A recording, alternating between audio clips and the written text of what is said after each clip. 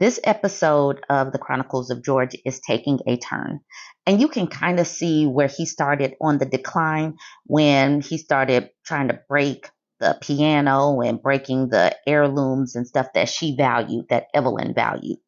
Once he saw that Evelyn was not returning from her emancipation vacation and that she was actually moving on and happy with her life, something must have snapped in this man. And so this is where we are currently. And this is a cautionary tale. This could be a cautionary tale for women in how you handle breakups. This could also be a cautionary tale for parents and how you instill value into your boys and into the men in your life. This could also be a cautionary tale for men who are going through, who have relationships and they're taking their women for granted. So let's get into this one. This one is called George is Failing and Flailing. Remember, George is on a health leave after his stint with the hospital. So this is what Miss Sassy says. First and foremost, I truly dislike George at this point. He stops by not to work, but to go over one thing with my direct boss and his temp. George has a temp in his place that the temp couldn't make sense of.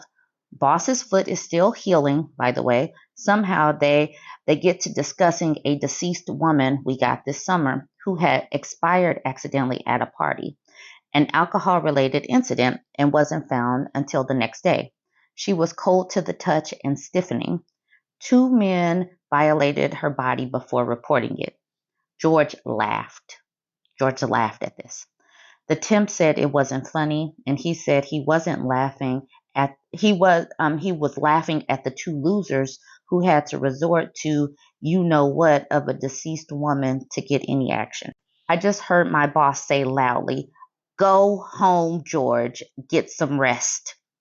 Then the temp brings up the woman we picked up early this morning. She was made expired by her ex, her child's father, for breaking up with him, moving on with her life, and because she started dating again. Manual strangulation. George has the nerve to say, "Good, that's not a mess for them. They only have to preserve her looks and not restore them.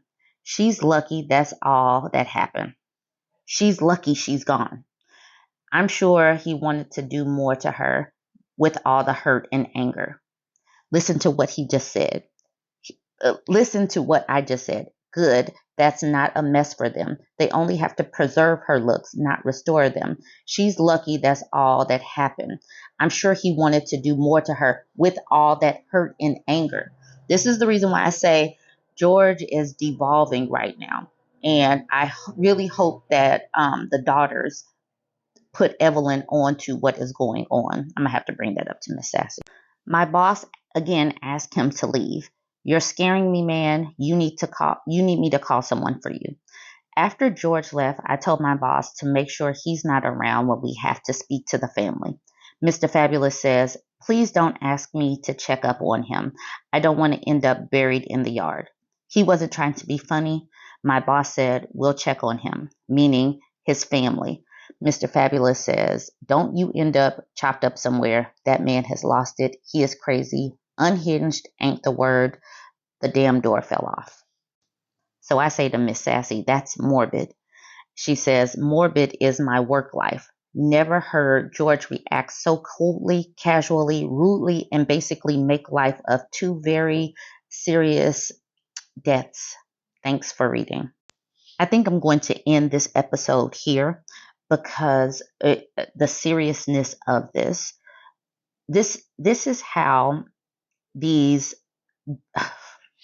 this is how women are ending up unalived, because people like this who cannot handle life by themselves are getting anxious, they're getting angry, they feel entitled to a woman, and now that he is having to do this on his own, and what he perceives as his property is not coming back, he's shifting.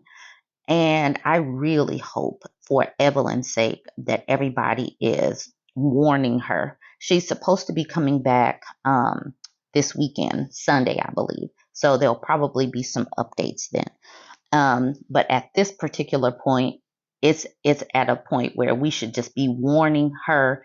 And I want to warn other women like her that are, leaving these king babies, that are leaving situations where the unhappiness is no longer tolerable. This is what could happen. These people don't know, like this man didn't know how to mix spaghetti. He doesn't know how to do laundry. He doesn't know how to take care of his medication schedule to the point where he's ending up in the hospital.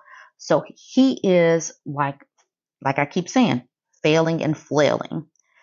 You guys go ahead and jump in the comment section. Let me know what you think. Do you have a George in your life? Do you, yes, just start warning people about what's going on. Like, comment, share, and if you've been following my stories, go ahead and hit the follow button.